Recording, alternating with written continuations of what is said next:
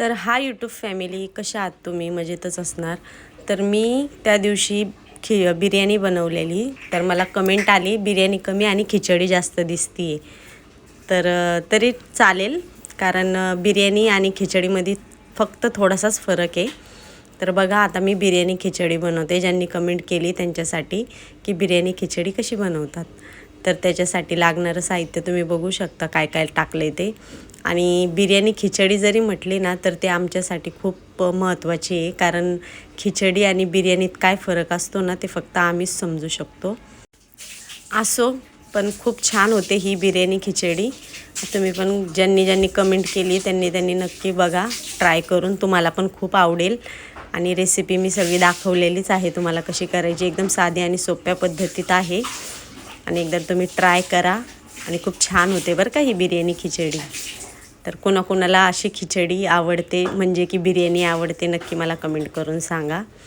आणि मला खूप आवडते, म्हणून आम्ही अशीच बनवत असतो नेहमी. काही वेळेस जरा वेगळ्या पद्धतीने पण बनवतो, पण म्हटलं चला आता ही आपल्या घरगुती पद्धतीने जे नेहमी आपण घरी बनवतो, सगळेच बनवतात अशी.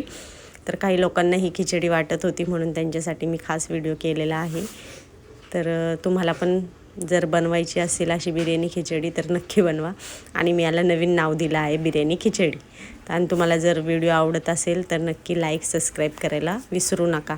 आणि तुम्ही ही बिर्याणी खिचडी कुठून बघताय नक्की कमेंट करून सांगा. आणि तुम्ही पण घरी नक्कीच ट्राय करा, खूप छान होईल, म्हणजे हॉटेलपेक्षा पण भारी. इतकी सुंदर ही बिर्याणी खिचडी होती आहे. आपल्या सबस्क्रायबर लोकांनी याला नाव दिलेलं आहे, तर मला पण खूप आवडलं आहे ते नाव, बिर्याणी खिचडी.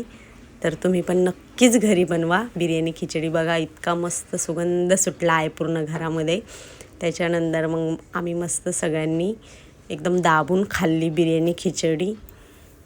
तुम्हाला पण आवडली असेल तर नक्की करा आणि कमेंट करा. ज्यांनी ही कमेंट केली आहे ना, त्यांनी तर आवर्जून कमेंट करा. त्यांच्यासाठीच मी हा व्हिडिओ बनवलेला आहे बिर्याणी खिचडीचा. तर बघा, खिचडी बिर्याणी झालेली आहे. व्हिडिओ आवडला तर लाईक शेअर कमेंट करायला विसरू नका.